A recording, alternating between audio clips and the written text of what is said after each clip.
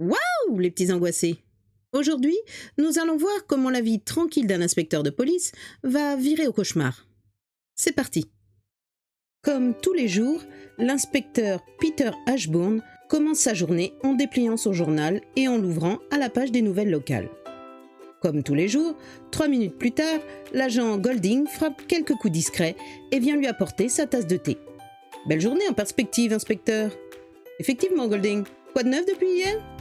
Le chat de Missy Gove s'est échappé. J'ai été le chercher dans l'arbre. Très bien, Golding. L'inspecteur Peter Ashbourne reprend sa lecture. Il n'est pas vilain, avec sa chevelure et son abondante moustache rose. Un peu d'embonpoint, peut-être. Évidemment. Et à près de 40 ans, l'inspecteur Ashbourne n'a pas réalisé une carrière fulgurante dans la police. Mais comment faire autrement à Sheridan, cette petite ville anglaise du Yorkshire, où il ne se passe rien, strictement rien, qui puisse intéresser un policier. Les problèmes courants concernent les animaux domestiques, comme le chat de la vieille Miss Gove, un récidiviste obstiné. La dernière bagarre au pub remonte à fort loin. Non, l'inspecteur Ashbourne ne regrette pas d'être à Sheridan. Quoi de tel qu'une ville où il ne se passe rien pour préserver vos habitudes. Et Ashbourne, qui est un célibataire endurci, a toujours placé au-dessus de tout ses habitudes. 3 coups discrets sont frappés de nouveau à la porte. C'est Golding. L'inspecteur lève les sourcils. « Que se passe-t-il, Golding ?»« C'est une dame, inspecteur. Elle insiste pour vous voir. Elle dit que c'est urgent. »« Urgent ?» Peter Ashbourne prononce une fois encore ce mot insolite et conclut. « Eh bien, faites entrer !» L'arrivante est une femme d'une 40aine d'années, vêtue de manière voyante d'une robe rouge et d'un imperméable clair. Elle semble assez agitée. « Il faut que je vous dise ce qui m'est arrivé la nuit dernière. Je me fais sans doute des idées, mais je peux pas m'empêcher d'avoir peur. » L'inspecteur Ashbourne prend une feuille et un stylo.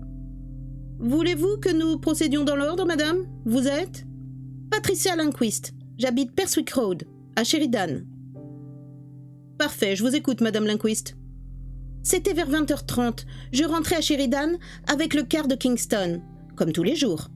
Un homme s'est assis sur la banquette à côté de moi. Je ne sais pas pourquoi, j'ai eu une drôle d'impression. Il est sorti au dernier arrêt avant Sheridan. Patricia Lindquist se met à parler de manière volubile. Il est sorti d'une manière si bizarre, il a attendu que le car se soit arrêté et que la porte soit ouverte, et il s'est levé d'un seul coup en bousculant tout le monde. Les gens ont fait des réflexions.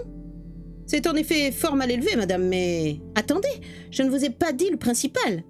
Il m'a cogné le coude en se levant. J'ai frotté machinalement ma manche, et c'est là que je me suis aperçue qu'elle était tachée de sang. La femme tend son bras droit vers l'inspecteur. « Tenez, regardez, là, sur l'imperméable. » Peter Ashbourne distingue une tache brunâtre. Effectivement. Son interlocutrice s'est tue. Elle attend visiblement qu'il parle et, comme il ne dit rien, elle reprend la parole d'un ton légèrement irrité. « Eh bien, qu'allez-vous faire ?»« À quel sujet, madame ?»« Au sujet de cette dame, évidemment. »« Écoutez, madame, croyez-vous que la police soit chargée de poursuivre les gens qui saignent ?» Patricia Lindquist semble scandalisée. « Il ne saignait pas, inspecteur, il avait du sang sur lui. Ce n'est pas la même chose. » Ashbourne soupire. « Admettons. Pouvez-vous le décrire ?»« Non, justement. Et c'est ça le plus louche. Il lisait un journal. Je ne pouvais pas voir son visage. Même quand il s'est levé, il tenait toujours son journal devant la figure. Vous admettez que ce n'est pas normal. » Malgré ce qu'il pense sur le peu d'intérêt de ce qu'il vient d'entendre, l'inspecteur garde un ton poli. « Eh bien, merci de vous être dérangée, madame. Je vais voir ce que nous pouvons faire. » Il reconduit Patricia Lindquist, mais à sa surprise, il y a une autre femme en train d'attendre dans le couloir. L'agent Golding se tient à son côté. On ne peut plus gêner. « Cette dame aussi veut vous voir. Elle dit que c'est urgent. » La seconde visiteuse s'appelle Pamela Bowes. Elle est un peu plus jeune, la trentaine, mais tout aussi agitée que la précédente. « Il faut que vous me protégiez, inspecteur. C'est horrible, j'ai été agressée. » Au mot « agressée », l'inspecteur Ashbourne change d'attitude. Ce n'est pas parce qu'il ne s'est jamais rien passé à Sheridan qu'il ne peut rien arriver. « Racontez-moi cela, madame Bowes. »« J'habite seule dans un pavillon, pas loin d'ici. Il faut vous dire que je suis divorcée depuis 2 ans. La nuit dernière, j'étais dans le living en train de repasser, et comme j'ai toujours chaud quand je repasse, j'avais laissé la baie vitrée ouverte. » Pamela Bowes est secouée par un frisson. Je ne l'ai pas vu arriver. La lumière s'est éteinte brusquement et j'ai senti quelqu'un qui se jetait sur moi. J'ai eu un réflexe, mon fer a repassé. Je l'ai plaqué sur son visage. Et il y a eu une odeur de chair brûlée et un cri d'homme qui s'enfuyait. Je suis restée toute tremblante et j'ai refermé les volets. Je n'ai pas de téléphone et je n'ai pas osé sortir avant le jour pour vous alerter. Vous êtes blessé? Non, il m'a à peine touché. Et lui, je suppose qu'il doit porter une marque au visage. Oui, je ne suis pas près d'oublier son cri. On aurait dit celui d'un damné. Il doit être affreusement brûlé. L'inspecteur Ashbourne réfléchit quelques instants. Il repense au témoignage précédent, celui de Patricia Lindquist. Ce voyageur qui se dissimulait la figure derrière son journal fait évidemment penser à quelqu'un qui veut cacher une blessure. Mais que vient faire ce sang dans tout ça? Et puis, l'homme ne quittait pas Sheridan après avoir raté son agression. Au contraire, il y allait. Tout cela ne concorde pas. Alors une coïncidence? Il n'y a pas d'autre explication. L'inspecteur va chercher son pardessus. « Je vais vous accompagner chez vous, madame. » C'est à ce moment que la porte du bureau s'ouvre brutalement. Une jeune fille de 20 ans environ fait irruption. Derrière elle, l'agent Golding, l'air catastrophé. « J'ai bien essayé de l'empêcher, mais... » Peter Ashbourne va vers l'intruse, l'air furieux. « Qu'est-ce que cela veut dire? Il faut absolument que je vous voie. »« Je suis occupé. » La jeune fille se laisse tomber sur une chaise et fond en larmes. « Je vous en supplie, écoutez-moi. Je n'en peux plus, je suis à bout. » L'inspecteur pousse un soupir. Après tout, la visite du pavillon de Pamela Bowes peut attendre. Il fait signe à cette dernière d'aller l'attendre dans le couloir. Lorsqu'elle est partie, il s'adresse à la troisième visiteuse. « Que vous arrive-t-il? Et d'abord, comment vous appelez-vous ?»« Doris Crosby. Cela a commencé il y a 2 mois. J'étais chez moi, une nuit, quand le téléphone a sonné. C'était une voix d'homme que je ne connaissais pas. Il m'a dit des horreurs que je n'ose pas vous répéter. Pendant 1 mois, il a téléphoné tous les jours. Il fallait venir nous voir. J'avais honte. J'ai préféré m'enfuir. J'ai demandé à ma tante, qui habite Kingston, si je pouvais m'installer chez elle, et je suis partie sans prévenir personne. Eh bien, monsieur, le soir même, je recevais son coup de téléphone. Et tous les jours, ça a été la même chose. J'ai encore tenu 1 mois, et je suis revenue à Sheridan. J'ai été chez une amie. Le soir de mon arrivée, c'est-à-dire hier, il m'a appelé. Cette fois-ci, il a dit « Puisque tu ne veux pas de moi, je vais te tuer !» Doris Crosby éclate de nouveau en sanglots. « Comment fait-il? Mais comment fait-il pour me retrouver partout où je vais? Je vous en supplie, protégez-moi !» L'inspecteur Ashbourne marmonne quelques mots d'encouragement tout en lissant son imposante moustache rousse d'un air perplexe. Qu'est-ce que cela signifie? Il y a d'abord cet homme taché de sang dans le car, puis cet agresseur marqué au fer par sa victime, et maintenant cette persécution par téléphone. C'est le calme plat pendant des années et tout à coup 3 affaires qui arrivent en même temps. Quoi qu'il en soit, chaque chose en son temps. Il doit d'abord visiter le pavillon de Pamela Bowes, la deuxième visiteuse. Si cela continue, il faudra leur donner des numéros. Peter Ashbourne ne croit pas si bien dire. Il ouvre la porte de son bureau et pousse un cri. Il y a là 5 ou 6 femmes, il n'a pas le temps de compter, qui se lèvent en même temps. L'agent Golding, dans un coin, est littéralement décomposé. « Elles veulent toutes vous voir, inspecteur. Elles disent toutes que c'est urgent. » L'espace d'un éclair, l'inspecteur Ashbourne a une vision. Là-bas, dans son arbre, le chat de la vieille Miss Seagrove attend peut-être depuis des heures que l'agent de service vienne le faire descendre et proteste avec des miaulements indignés. Mais que se passe-t-il à Sheridan, la ville la plus calme de tout le Yorkshire? Courageusement, l'inspecteur Ashbourne se met à son enquête, mais il n'a aucun résultat. Pour l'histoire de Patricia Lindquist, la recherche est pratiquement impossible. Comment retrouver cet homme taché de sang qu'elle est la seule à avoir remarqué? Pour Pamela Bowes, au contraire, la chose semble on ne peut plus aisée. Un brûlé au visage ne peut pas passer inaperçu. Les agents de l'inspecteur passent au peigne fin Sheridan et ses environs. La police du comté est mobilisée. En vain. L'homme marqué au fer à repasser semble avoir disparu.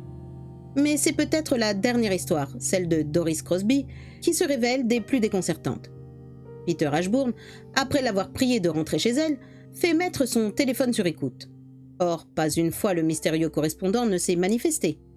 Quant aux dépositions des autres habitantes de Sheridan, elles sont aussi vagues qu'aucune vérification n'est possible. Un peu moins d'1 mois passe. Nous sommes le 13 mai 1960. Qui reconnaîtrait la paisible et quelque peu ennuyeuse cité de Sheridan? Le bureau de l'inspecteur Ashbourne est devenu un lieu de passage ininterrompu, car les plaintes de femmes, importunées ou agressées pendant la nuit, il n'y a pas d'exception, ne cessent pas. Et dans cette ville, la fièvre monte. Les gens réclament des actes, des résultats. La presse locale parle quotidiennement des voyous fantômes de Sheridan. La presse nationale commence à leur consacrer quelques articles dans les pages de faits divers. L'inspecteur Ashbourne a bien changé lui aussi. Il n'a plus rien du célibataire pantouflard et insatisfait. Quand il arrive ce matin du 13 mai à son bureau, il a maigri, ses traits sont creusés.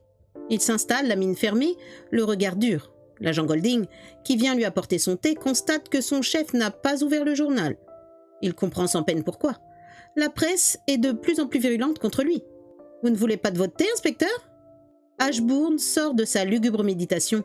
Il tape du poing. « Golding, ça ne peut pas durer. Je le sais bien, inspecteur, mais que faire? Les gens deviennent fous. Car je suis certain que toutes ces histoires sont de pures inventions. Mais pourquoi me raconte-t-elle ça? Pourquoi tout en même temps? » L'agent Golding hasarde une explication. « Peut-être par désœuvrement, inspecteur. »« Oui, peut-être. Voyez-vous, j'en viens à souhaiter qu'il se passe quelque chose, n'importe quoi, même de grave. Sinon, cette atmosphère empoisonnée ne fera qu'empirer, et nous y laisserons tous la raison. » L'inspecteur Ashbourne est exaucé une demi-heure plus tard. Un coup de téléphone lui annonce qu'on vient de retrouver dans le canal le corps de Doris Crosby, la jeune fille persécutée par téléphone. Doris Crosby est morte noyée. C'est ce que découvre l'inspecteur lorsqu'il fait les premières constatations sur les lieux, entouré d'une foule silencieuse. Elle ne porte ni blessure ni trace de strangulation. Seulement, a-t-elle mis fin à ses jours ou l'a-t-on poussée à l'eau? Tout le problème est là. Et encore une fois, l'enquête n'aboutit pas. Selon toute vraisemblance, Doris Crosby est sortie de chez elle la nuit précédente et s'est rendue dans les environs du canal. Mais personne n'a remarqué le moindre suspect dans le paysage à ce moment-là. L'inspecteur Ashbourne est donc bien forcé de conclure au suicide. Pourtant, tout change du jour au lendemain à Sheridan, avec la mort de Doris Crosby. Les histoires de poursuite et d'agression cessent comme par enchantement. Chacun rentre chez soi, le visage grave. Les journaux locaux se mettent à parler d'autre chose. Et c'est de nouveau le calme plat. Alors que s'est-il passé? L'inspecteur Ashbourne est en train de se le demander, une quinzaine de jours plus tard, fin mai, dans son bureau. Comment comprendre cette sorte de folie collective qui s'est emparée en même temps des habitantes de Sheridan? À part la jeune Doris, qui devait souffrir de troubles nerveux, elles étaient parfaitement raisonnables. D'autre part, presque toutes ne se connaissaient pas, ne s'étaient jamais rencontrées. Elles n'avaient donc pas pu se suggestionner les unes les autres. C'est comme si, à partir de la nuit du 15 au 16 avril 1960, quelque chose était apparu dans l'air, qui avait fait tourner les esprits. Certes, l'explication n'en est pas une, mais que dire d'autre? Ce qu'on a alors appelé la fièvre de Sheridan restera un mystère. On frappe à la porte du bureau, c'est Golding. Il a un léger sourire. « C'est une dame, inspecteur. Elle dit que c'est urgent. » Peter Ashbourne s'apprête à défaillir, mais presque aussitôt, une petite vieille fait son entrée, à pas menus, l'air timide. Alors l'inspecteur Ashbourne éclate de rire, imité par l'agent Golding au fond de la pièce. « Miss Seagove, vous n'allez tout de même pas me dire que votre chat est encore dans l'arbre ?» Voilà les petits angoissés, c'est la fin de cette histoire. Une jeune femme fragile psychologiquement aura eu donc raison du calme d'une petite ville. C'est ce que l'on appelle une réaction en chaîne. À bientôt les petits angoissés.